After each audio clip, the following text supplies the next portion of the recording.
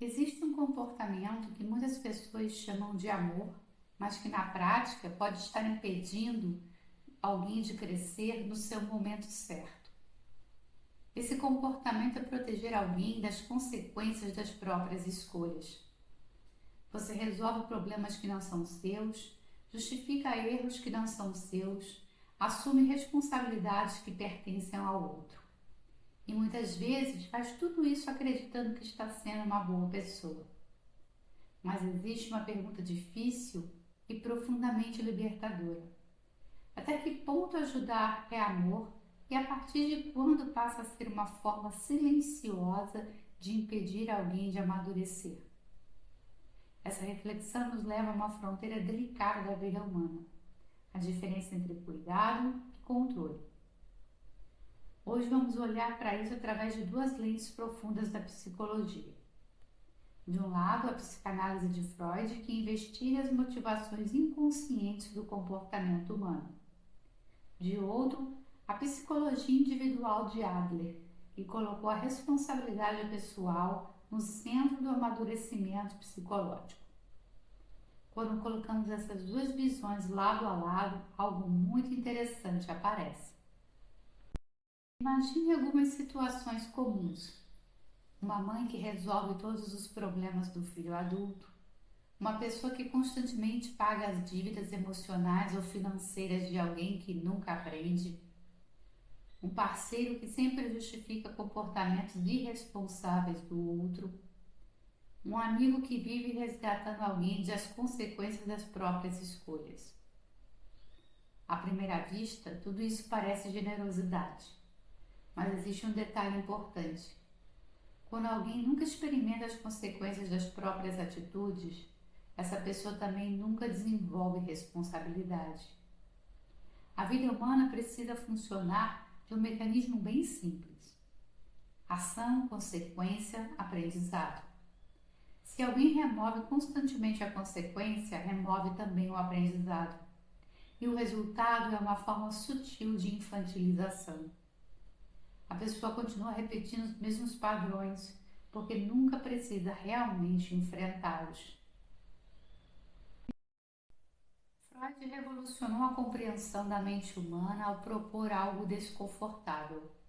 Nem sempre sabemos por que fazemos o que fazemos. Muitas das nossas ações são movidas por forças inconscientes. Então, Freud provavelmente faria uma pergunta diferente da que imaginamos. Ele não perguntaria apenas: por que você ajuda tanto? Ele perguntaria: o que você ganha inconscientemente com esse papel? Essa pergunta muda tudo, porque muitas vezes o ato de salvar alguém também oferece recompensas psicológicas. Pode oferecer a sensação de ser indispensável, a confirmação de que você é necessário, a sensação de controle sobre o outro ou a manutenção de uma identidade, a identidade do Salvador. Existe algo muito poderoso em ser a pessoa que resolve tudo, porque isso cria uma posição central dentro da relação. O problema é que essa posição também cria dependência. Sem perceber, você passa a ocupar um papel estrutural na vida do outro. E em muitos casos o outro continua errando, porque alguém sempre estará lá para amortecer as consequências. Freud diria que às vezes não estamos apenas ajudando alguém, estamos mantendo uma dinâmica psíquica que também alimenta necessidades nossas. Adler olhava para o ser humano de uma forma diferente. Para ele, a saúde psicológica depende de um elemento fundamental: responsabilidade pessoal. Cada pessoa precisa aprender que suas escolhas têm consequências. Esse processo não é cruel, ele é formador. É através dele que surgem autonomia, caráter, maturidade emocional, consciência das próprias decisões. Quando alguém remove sistematicamente as consequências da vida de outra pessoa, acontece algo importante. Essa pessoa deixa de se desenvolver. Adler dizia algo muito próximo dessa ideia. A verdadeira ajuda não enfraquece o outro, ela fortalece. A ajuda saudável não substitui o outro. Ela apoia enquanto o outro aprende a caminhar. mas existe uma diferença enorme entre apoiar e carregar alguém nas costas. Existe outro aspecto profundo nesse comportamento. Muitas vezes não ajudamos apenas por bondade, ajudamos por medo. Medo de sermos vistos como frios, medo de perder vínculo, medo de sermos rejeitados, medo de parecer egoístas. Então, continuamos resolvendo, justificando, protegendo. Não porque é saudável, mas porque sentimos culpa por não fazermos diferente disso. Aqui aparece um ponto psicológico delicado.